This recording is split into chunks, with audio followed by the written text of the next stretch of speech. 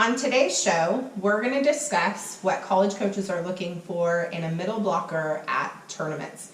This is probably one of the biggest recruiting questions that we get. We get it by every position, so we're actually going to do a whole series on all the positions, what college coaches are looking for, and how you can stand out from the competition. So I'm going to turn to Sam, our former college coach, who's going to give us the breakdown of what she looked for in a middle at tournaments. All right, so a couple things. You're a middle blocker. So I say middle blocker. That means what's your first priority is to be able to block the ball.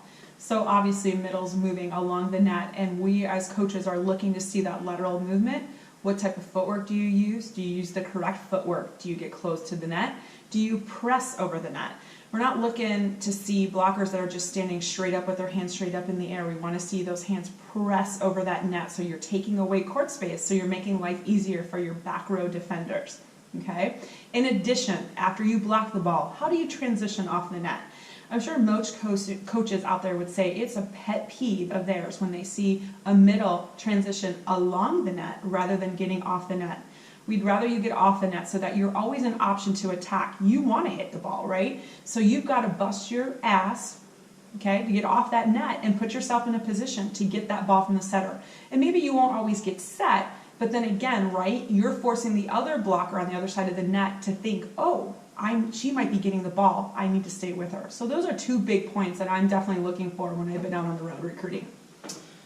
I would say one thing just to add, to that, when I'm out and when Sammy and I are out now and we're out recruiting and watching girls play, just that laziness. Like, there are a lot of players that will play and then they look so lazy. And so as a middle, I think the quickness is super important, and always looking engaged. Don't you just hate it when you go and they don't feel connected and they're not like engaged with what's going on and they look lazy? There's a lot of walking. Like, that's not going to cut it. That's one way to get you completely cut off somebody's list. My dad always said to me, if you want to walk, go play golf. So it might be the dumbest thing he ever said to me growing up, but it resonates with me to this day, and I love him, so I use his line.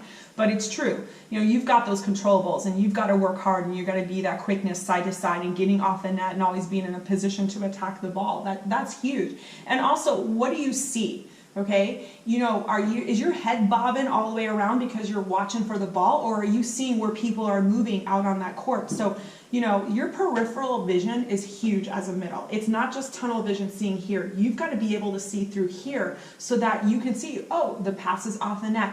Who's the go-to attacker? It's that left side pin. I need to be committing my block over there to be taking away that space. Those are the things that coaches are looking for to see if you have that court savviness, that IQ piece that is going to help you at the next level.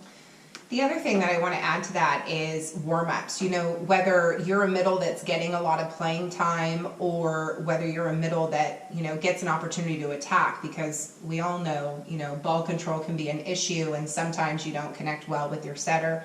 So, if you're on a team where the ball control sucks and you can't get a pass to your setter, there are ways still to stand out from the competition. There are ways to show that you are a great teammate and then that you can attack like in the controlled environment. And so I know a lot of coaches, if they see that the ball control is lacking on your team, they will circle back around. If they saw something in your video and decide that there's somebody, that you're somebody that they want to watch, they will come back around and most definitely watch you during warm-up. So having a lot of energy. One thing that's a pet peeve of mine is when we show up to the court and you guys look slow moving. I can't tell you how important it is that you look fired up and ready to play each and every match.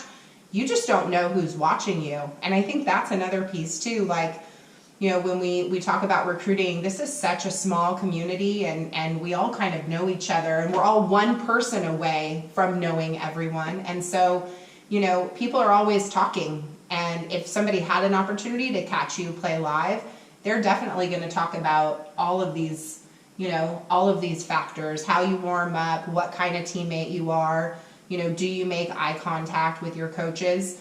And during the timeout, I had a kid, it's been about 5 years, I had a kid who had a scholarship offer at a Division I school. And one pet peeve of the college coach who was recruiting her was every time her club coach would call a timeout, she would run to the line and she would grab her water before going to meet her coach first. So just a little tip, like for you and even your teammates, you know, when your coach calls a timeout, make sure you go and you make eye contact with your coach right away, and then have water, or have one of your teammates grab water and bring it to the girls that are, you know, coming off the court. So any thoughts on that? Yeah, again, you go into that timeout, your coach is trying to give you something that's going to make you 1% better, or it might pull you aside to give you some individual feedback. So that should be your first priority. You know, if you got a great team, then they're going to help you with the water piece and take care of that after, before you go back onto the court. Also, as a middle, you must be loud. Okay, you know, people who know me know I love to talk about the BAB concept. I think that we can figure that piece out. You are a BAB as a middle. You have to be loud. You will not be successful in the middle if you aren't loud out there. Your setter needs to hear you to be able to get you that ball. The other side, you want to put fear into the other side of that court. But if you want the ball and you're going to be great at blocking and transitioning and getting that ball, you have to let your setter know you're available. Because setters aren't going to give you the ball if they don't think that you're ready whatsoever. So please, if you struggle with being loud, I'm encouraging you that 1%, be vocal out there. That sums it up for what we're going to talk about today. We hope that you continue to tune in, and we'll talk about outsides and liberos and setters coming up. So thanks so much. Thanks.